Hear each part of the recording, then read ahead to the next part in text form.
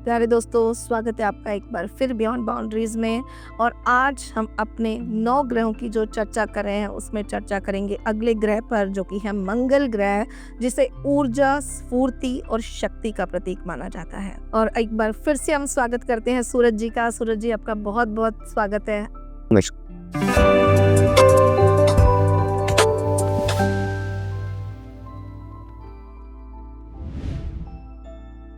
तो सूरज जी, पहला प्रश्न हमारा यही है आपसे कि जो मंगल ग्रह है उसकी क्या इम्पोर्टेंस या उसका क्या महत्व है सभी 9 ग्रहों में? देखिए, जो मंगल ग्रह है वो हमारी कुंडली के अंदर ब्लड से संबंधित है, हमारी एनर्जी से संबंधित है, हमारी ऊर्जा से संबंधित है।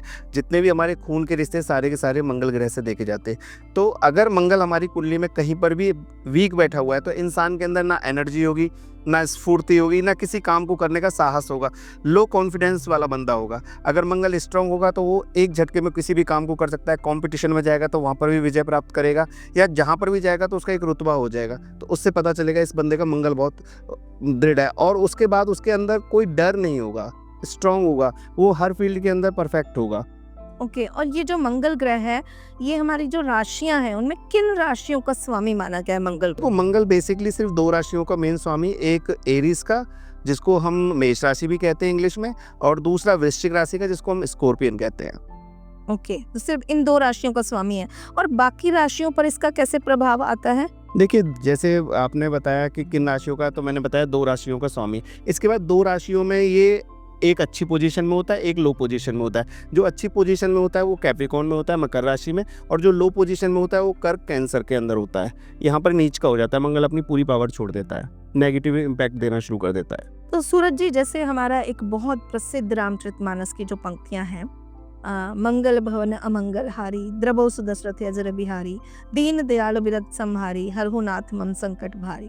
तो ये जो पंक्तियां हैं, हम इसको प्रभु के संदर्भ में, ईश्वर के संदर्भ में हमेशा देखते हैं। इसमें मंगल का क्या महत्व है, हम इसको अगर हम इसकी व्याख्या करें तो? देखिए, मंगल सबसे पहले तो हमारी मांगलिक कार्यक्रम से संबंधित है।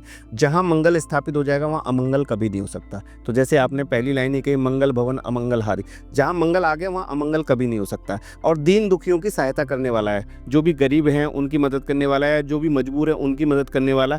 तो ये जहाँ पे खड़ा हो जाता है, ये अपने साहस से दूसरों की मदद करता है, सबको सपोर्ट करने वाला होता है, सबका पालनहार होता है। इसीलिए ये साहस, ऊर्जा, शक्ति का जो है ना, वो स्फूर्तिदायक होता है। इसीलिए शायद तुलसीदास जी ने इसको इतना महत्व दिया है। जैसे हम मंगल ग्रह की बात करें कि ये बहुत स्फूर्तिदायक है और हमारे जीवन में इसका विशेष महत्व है, शास्त्रों में इसको बहुत महत्व दिया गया है। और तुलसीदास की ये पंक्तियां तो खैर हमारे जीवन का हिस्सा हैं ही। तो ये जो मंगल ग्रह है, इसका कुंडली में जो स्थान होता है, उससे हमारे जीवन पर या लोगों के जीवन पर क्या प्रभाव पड़ता है?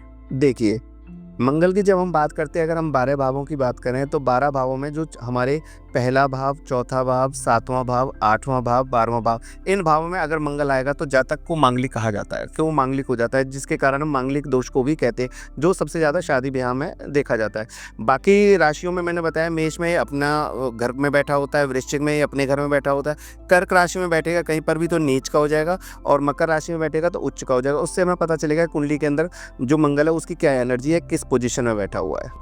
तो जैसे अभी आपने बोला कि ये मांगलिक दोष होता है, और मुझे लगता है कि हमारे जितना भी ये हिंदू पंचांग देखा जाता है, जिसमें स्पेशली जो विवाह के समय, उसमें मांगलिक दोष को विशेष महत्व दिया जाता है। शायद किसी भी चीज़ को इतनी इंपॉर्टेंस नहीं मिलती। तो ये क्या है मांगलिक दोष, और इसका विवाह के संदर्भ में क्या इतना ज़्यादा इसको जो है इतना महत्व दिया जाता है कि लोग अगर मांगलिक हो तो स्पेसिफिकली कुंडली देखने से पहले या लड़का लड़की देखने से पहले ये पूछते हैं कि क्या लड़का या लड़की मांगलिक तो नहीं है? देखिए, उसका मेन संबंध क्या है? जैसे मंगल 12 भावों के अंदर कहीं पर भी बैठेगा तो अपनी अपनी अलग अलग पोजीशन देगा। अगर इंसान फर्स्ट हाउस में मंगलिक है तो देखो, पहला घर हमारा पावर का होता है। अब मंगल पहले से पावर का कारक है। अगर मंगल पावर में एक्स्ट्रा हो गया तो विच में से वो अगले के इंसान को डोमिनेट करेगा। तो पहले घर का मंगल हमेशा दूसरे को डोमिनेट करता है, हमेशा गुस्से में दबाने की कोशिश करता है। अब एक इंसान स्ट्रांग है और उसके सामने दूसरा इंसान कमजोर हो जाए तो वो दबता रहेगा, तो उनकी मैरिज लाइफ में प्रॉब्लम आएगी। चौथे घर में जब मांगलिक होगा वह इंसान, तो चौथा घर हमारे सुखों का होता है, चंद्रमा का घर होता है। वहाँ मंगल जाते के साथ उस पानी के असर को कम कर देता है, मतलब इमोशंस लेस कर देता है उसको। कहते हैं कि ऐसा बच्चा घर में बहुत अच्छा है, जब तक शांत है। लेकिन जब कलेश करने पे आएगा तो पूरे घर का माहौल खराब कर देगा, अपने जीवन में सुख नहीं ले पाएगा। अगर सेम पोजीशन पे अगर दूसरे बंदे का कहीं मंगल नहीं है तो उसका मुकाबला ही नहीं कर सकता, फिर वो वहाँ पे दबा रहेगा उससे। सातवां अगर हमारी गृहस्थ का होता है, हमारी पर्सनल लाइफ का होता है, हमारी सेक्सुअल लाइफ का होता है, मंगल फिर ब्लड के अंदर पावर देता है। अगर एक इंसान बहुत स्ट्रांग है सेक्सुअल पोजीशन में और दूसरा नहीं है तो उसकी हेल्थ इशू हो जाएंगे, इसलिए हमें वहाँ पर भी मंगलिक चाहिए बंदा। आठवां अगर हमारे घर में बीमारी का घर होता है, रोग ऋण का होता है, अगर किसी का मंगल वहाँ पर एक्टिव है तो वहाँ बीमारियाँ चलती रहेंगी, तो उसको ब्रेक करने के लिए पार्टनर भी मंगलिक होना चाहिए, नहीं तो वहाँ पर हेल्थ इशू बहुत ज़्यादा बढ़ जाएंगे। ठीक। और 12वां घर हमारे बिस्तर के सुख का होता है। आप बेड के ऊपर आप अंगारे डाल दोगे, आप सो ही नहीं सकते, आपको नींद नहीं आएगी, बेचैन रहोगे। तो अगर मंगल दूसरे का नहीं है तो वो अंगारे पड़े रहेंगे, तो दोनों के जो रिलेशन होंगे वो एक इस तरफ करवट कर लेगा, एक इस तरफ लेगा और सो जाएंगे, उनका पर्सनल लाइफ कुछ नहीं होगी। इसलिए हम कहते हैं कि मंगल को टक्कर देने के लिए मांगलिक लड़का या लड़की होना ही चाहिए, दोनों का बराबर होना चाहिए। तो ये जो मांगलिक है, मांगलिक दोष मानते हैं इसको दोष क्यों माना जाता है? दोष ये लोगों ने ना प्रथा बना ली है, दोष नहीं है वो।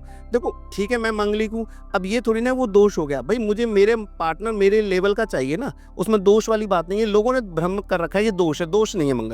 मंगल ब्लड का कारक है, एनर्जी का कारक है, कि ऐसे इंसान में नॉर्मल इंसान से ज़्यादा एनर्जी पावर होती है, तो दोष में नहीं होना चाहिए। सिर्फ दोष सोच के अंदर है, दोष नहीं है वो। एक चीज़ मुझे और आपसे जाननी थी, जो कि हमारे यहाँ हिंदू जो भी रीति रिवाज और जो मांगलिक कार्य होते हैं उसमें ये मानते हैं, खाली विवाह कार्य में, कि अगर मांगलिक दोष में किसी की शादी हो जाए तो कहते हैं कि दूसरे की डेथ हो जाती है।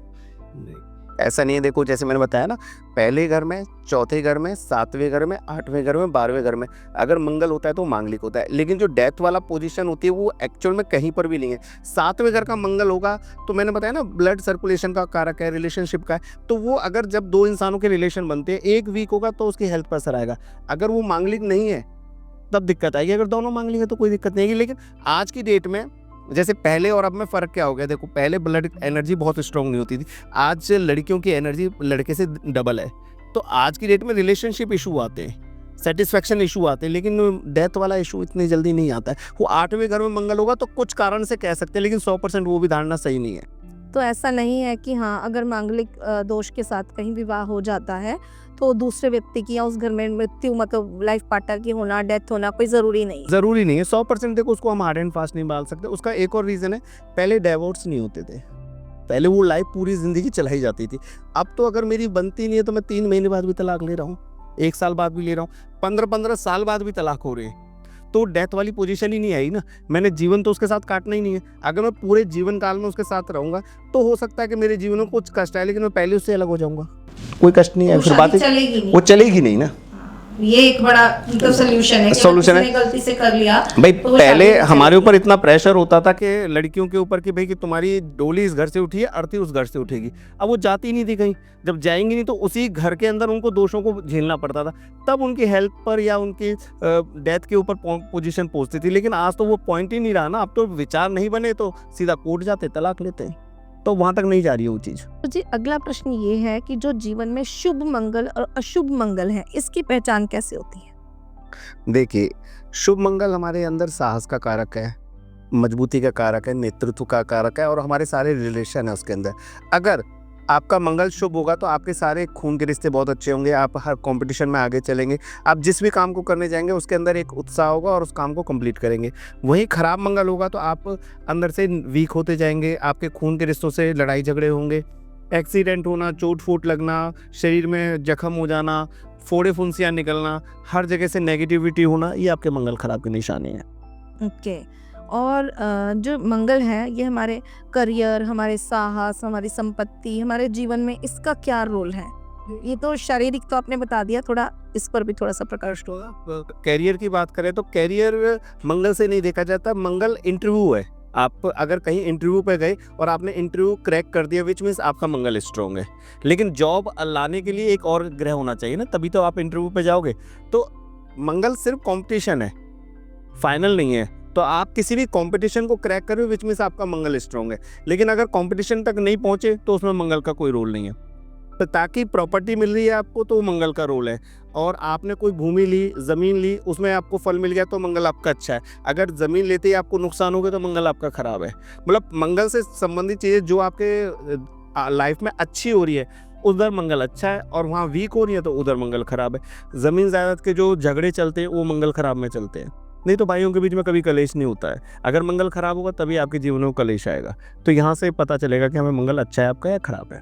पर ये तो परिणाम आने के बाद पता चला, पर अगर हमें पहले से ही थोड़ा सा आइडिया हो जाए, पता चल जाए कि हमारा मंगल ठीक नहीं है, तो क्या हम उसे अवॉइड कर सकते हैं? नहीं, परिणाम नहीं है। देखिए, 2 भाई हैं, 2 भाई बचपन से ही साथ रह रहे, अब उनके विचार नहीं मिल रहे, तो उनकी कुंडली में मंगल बद मिलेगा या मंगल खराब मिलेगा, तभी तो भाई के विचार नहीं, वो शुरू से हमें पता चल गया। अगर आज हमें ये पता चला है तो जिस दिन प्रॉपर्टी का बंटवारा होगा उस दिन भी तो वही दिक्कत आनी है।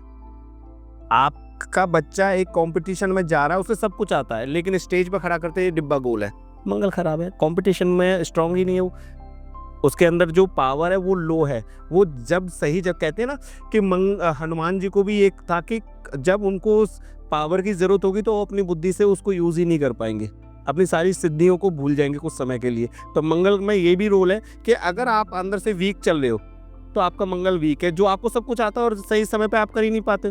जैसे आप टीचर रह चुके हो तो आपको तो पता होगा कि कितने बच्चे स्टूडेंट बहुत अच्छे हैं लेकिन वो एग्जाम में उतना अच्छा रिस्पॉन्स नहीं कर रहे, क्योंकि उनके अंदर वो वीकनेस है, कहीं ना कहीं वो साहस ही नहीं है। और कुछ बच्चे ऐसे जिनके अंदर साहस है, जो लिख के आ जाते हैं वो बहुत अच्छा हो जाता है, तो वो मंगल स्ट्रॉन्ग वाले हैं। तो ऐसे बचपन में पता चल जाता है। अब जैसे चाचा ताऊओं के साथ लड़ाई झगड़ा चल रहा है, एक बच्चे को चोट लग रही है, वो चोट सही नहीं हो रही है, उसके बार बार जख्म हो रहे हैं, वो मंगल खराब है उसका, क्योंकि मंगल ब्लड है। अब ब्लड में इन्फेक्शन हो जाएगा तो बीच में से फोड़े फुंसियाँ निकलेंगे, एलर्जी रहेगी बॉडी के अंदर, चोट का जख्म है वो जल्दी सही नहीं होगा, तो मंगल खराब है। अच्छा, और ऐसा भी होता है कि किसी का बचपन में मंगल जो है वो बिल्कुल ठीक हो और उम्र के साथ साथ उसका मंगल खराब होने लग जाए, मतलब ये आयु के हिसाब से, एज के हिसाब से भी कि अपनी स्थिति चेंज करता है, या बचपन से जो आपकी कुंडली में है उसी के हिसाब से पूरी जिंदगी रहता है? एज के अकॉर्डिंग तो नहीं करता, लेकिन हाँ हमारे कर्मा के अकॉर्डिंग जरूर करता है। अब जैसे आपका मंगल वीक बैठा हुआ है, लेकिन आप अपने रिश्तों में बहुत अच्छे हो, आप अपने यारी दोस्ती में बहुत अच्छे हो, आप मंदिर जा रहे हो, हनुमान जी का नाम ले रहे हो, या अपने खून के रिश्तों की रिस्पेक्ट कर रहे हो, तो धीरे धीरे मंगल बैलेंस करा जा सकता है। भाई मुझे पता है कि ये चीज़ मेरी खराब है, अब मैं उसको कैसे सही कर सकता हूँ, उन रिश्तों को मजबूत करके सही कर सकता हूँ, लड़ाई झगड़ों से बचूँ। ड्राइविंग अगर मैं करता हूँ तो बहुत सेफली करूँ, क्योंकि अगर मेरा एक्सीडेंट हुआ तो वो प्रॉब्लम ज़रूर देगा। तो अगर मैं अपनी चीज़ों को बैलेंस करना चाहता हूँ तो मुझे उसके एंटी काम नहीं करने होंगे जिनसे वो ख़राब हो। लेकिन अगर मैं कर्म, मेरा बहुत अच्छा मंगल है, उसके बावजूद भी मेरी जुबान पे कंट्रोल नहीं, क्योंकि मंगल अकेला ना होकर भी बुध के साथ काम करता है। अब बुध क्या हो गया, जुबान हो गई। अगर मैं बदतमीजी किसी से कर रहा हूँ, अपने बड़े बुजुर्गों से कर रहा हूँ, तो मंगल धीरे धीरे मैं ख़राब कर लूँगा। अनैतिक काम करना शुरू कर दूंगा तो मंगल ख़राब कर दूंगा। अब मैं हथियार रखता हूँ, मेरा मंगल अच्छा है, लेकिन मैं गलत जगह उसको यूज़ कर रहा हूँ तो मेरा मंगल खराब है। लड़ाई झगड़े कर रहा हूँ तो मैं, सेफ्टी के लिए मंगल अच्छा है, लेकिन उस सेफ्टी से हम नेगेटिव में जा रहे हैं तो मंगल खराब कर रहे हैं ना। तो हमें ऐसा कोई काम नहीं करना है जो हमारे अनैतिक कार्यों में लेके जाए, वहाँ मंगल खराब हो जाएगा आपका। तो इसका मतलब है कि जो ये मंगल है हमारा, साहस, फुर्ती और जोश का जो प्रतीक है, इसको भी हमने जो है वो बिल्कुल बैलेंस तरीके से यूज़ करना है, ये दिमाग में रखते हुए कि अगर मेरा मंगल बहुत अच्छा है तो मैं इसको सही तरीके से यूज़ करूं, इसका कोई गलत या दुरुपयोग ना करूं, ताकि मेरी लाइफ में कोई और प्रॉब्लम ना आए। अब देखिए, इसका भी एक बहुत अच्छा एग्जाम्पल है, पुलिस वाले मंगल होते हैं, ठीक है, अब वो हमारी सेफ्टी के लिए, लेकिन अगर वो भी हमारी सेफ्टी से अलग जाए या हमारे लिए नेगेटिव हो या हमें परेशान करे तो मंगल खराब कर रहे हैं, तभी तो उनके घर में उनकी संतानें उनको परेशान करती हैं। आप जितने भी पुलिस वाले देखोगे, जितने भी अनैतिक काम करते हैं, उनकी संतानें उनके लिए बहुत अच्छी नहीं होती, उनकी संतान में कोई ना कोई प्रॉब्लम जरूर आएगी। अब उनके खून के रिश्ते खराब हो जाएंगे वहाँ पर वो। अच्छा, क्योंकि मंगल जो है वो खून के रिश्तों का भी कारक है, और मंगल हमारी सेना है, तो आज की डेट में तो ग्राउंड पे तो पुलिस वाले सेना है, फोर्स पर अगर हमारी देखें तो आर्मी एयरफोर्स टाइप की है, तो इस तरह की सेना है। तो जो सेना है वो सारी मंगल है। तो लोकल में अगर हम बात करें तो हमारी जितने पुलिस वाले वो मंगल है। अगर ये हमारे साथ गलत व्यवहार करें तो बीच में से ये अपनी पावर का गलत उपयोग कर रहे हैं। जैसे मैंने बताया, अपनी पावर का गलत उपयोग करोगे तो बीच में से आप अपने मंगल को खराब कर रहे हो, तो उसका इम्पैक्ट आपके परिवार में आएगा, आपके रिश्तों में आएगा। तो अगर आप किसी को भी, जो कि सैनिक है, स्पेशली जो सेना का प्रतीक माना जाता है, अगर उसको अपना मंगल ठीक रखना है तो अपनी जो शक्ति है उसका सदुपयोग करना पड़ेगा। उसका दुरुपयोग करते ही उसका सारा नेगेटिव इम्पैक्ट उसकी फैमिली पे चला जाए। बिल्कुल, जो भी उससे खून के रिश्ते जुड़े हुए। बहुत अच्छा, ये तो मेरे ख्याल से एक आई ओपनिंग है।